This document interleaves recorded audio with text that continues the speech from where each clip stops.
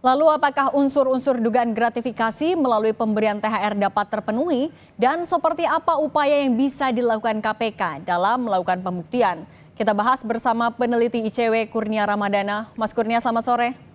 Selamat sore, Mbak Cindy. Assalamualaikum. Waalaikumsalam. Mas Kurnia, kan ada dugaan pemberian THR dari SYL ke Komisi 4 DPR dan juga ke sejumlah anggota fraksi Nasdem. Total 750 juta rupiah dari fakta persidangan.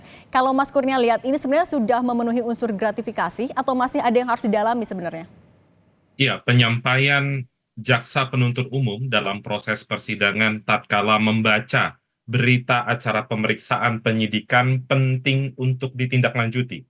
Tindak lanjut yang dapat diambil oleh KPK dalam hal ini jaksa penuntut umum adalah menghadirkan 9 orang penyelenggara negara atau anggota DPR RI yang terdiri dari pimpinan Komisi 4 DPR RI, ketua fraksi Nasdem DPR RI, dan 3 orang politisi Nasdem yang juga berstatus sebagai anggota DPR RI. Maka dari itu, ketika mereka hadir dalam proses pemeriksaan, dan ini kami anggap relevan, karena masih dalam bagian konstruksi besar gratifikasi yang diduga diterima Syahrul Yassin Limpo sebesar 40-an miliar rupiah. Dari gratifikasi itu kemudian dibagi, salah satunya diduga terkait dengan THR, istilahnya kepada 9 orang anggota DPR RI tersebut. Maka dari itu kami mendorong agar KPK segera mungkin memanggil 9 orang tersebut. Jika kemudian Mbak Cindy ini terbukti, maka mereka dapat dijerat dengan pasal 12 huruf B besar Undang-Undang Tindak Pidana Korupsi terkait dengan gratifikasi.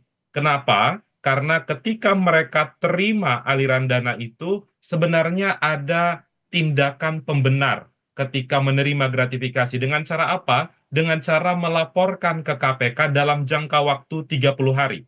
Tentu kalau kita mendengar dari berita acara pemeriksaan tersebut, sudah sangat lewat 30 hari itu, namun tidak dilaporkan kepada KPK.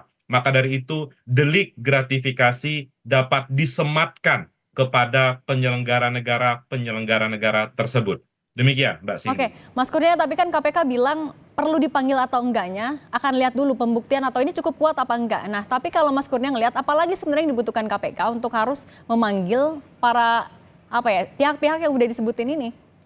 Mbak Cindy, kalau kita membaca beberapa pemberitaan, setidaknya 3 bulan terakhir sebenarnya KPK sudah melakukan tindakan memanggil anggota DPR RI dalam proses penyidikan. Bahkan Mbak Cindy, penyidik KPK sudah melakukan penggeledahan, upaya paksa penggeledahan di salah satu kediaman anggota DPR RI tersebut. Bagi kami, hal itu sudah cukup untuk membawa mereka ke proses persidangan. Sekali lagi, apakah membawa mereka ke proses persidangan sudah barang tentu mereka bersalah? Tentu tidak, akan tetapi ini untuk memperkuat bagaimana keabsahan dari atau validitas dari berita acara pemeriksaan tersebut. Ketika mereka tidak mampu membuktikan bahwa perolehan itu bukan merupakan gratifikasi atau mungkin membantah secara keseluruhan, maka harus simultan. Satu sisi keterangan itu menguatkan kesalahan Syahrul Yassin Limpo sebagai terdakwa,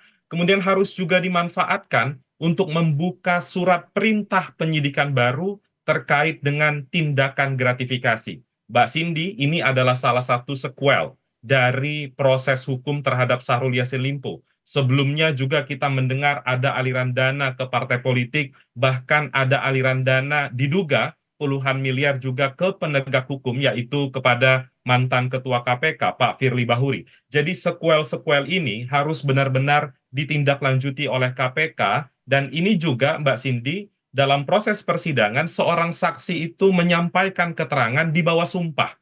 Maka dari itu, ketika keterangan itu tidak benar, tentu saksi tersebut dapat dijerat. Akan tetapi kalau keterangan itu benar, ini keterangan yang sangat-sangat bermanfaat untuk memproses hukum Syahrul Yassin Limpo dan para penyelenggara negara lainnya yang diduga menerima THR dari Kementerian Pertanian. Demikian, Mbak Cindy. Oke, artinya rangkaian penggeledahan akhir tahun lalu, kemudian juga manggil anggota DPR di penyidikan, sebenarnya udah cukup ya untuk bekal untuk menghadirkan pihak-pihak ini ke persidangan. Tapi kalau kita tarik lagi juga Mas Kurnia, untuk membuktikan pihak-pihak terkait ini bisa dijerat pasal gratifikasi atau tidak, pembuktiannya seperti apa yang harus dilakukan KPK?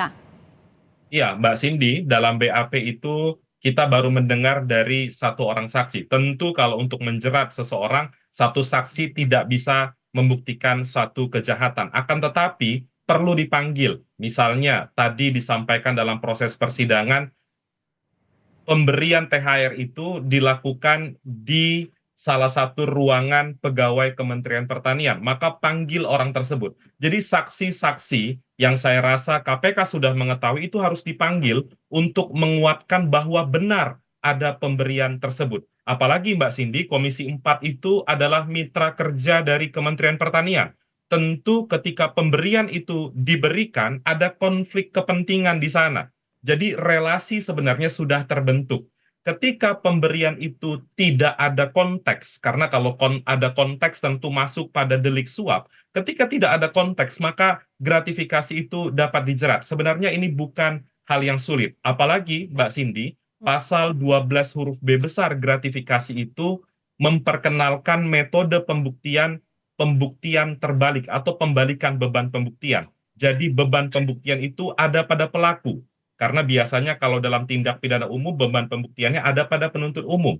Ketika gratifikasi, tatkala terdakwa atau pelaku kejahatan tidak mampu membuktikan bahwa penerimaan itu bukan berasal dari kejahatan, maka yang bersangkutan dapat langsung dijerat dan harta kekayaan yang diduga diperoleh harus dikembalikan atau dirampas untuk negara. Demikian, Mbak Cindy. Oke, Mas Kurnia, ini sambil menunggu apakah KPK akan menghadirkan pihak-pihak ini ke persidangan atau tidak. Tapi kan ini sudah cukup disoroti ya, apalagi angkanya kan nggak kecil ya, 750 juta rupiah. Apakah sebenarnya pihak-pihak yang diduga menerima THR ini perlu juga memberikan klarifikasi ke publik? Iya, kalau klarifikasi itu adalah hak dari mereka, akan tetapi yang supaya masuk dalam konstruksi hukum, alur hukum perkara Syahrul Yassin Limpo, mereka penting untuk dimintai keterangan dalam proses persidangan. Ketika dalam proses persidangan mereka tidak bisa menjelaskan, maka proses penyidikan itu harus dimulai oleh KPK.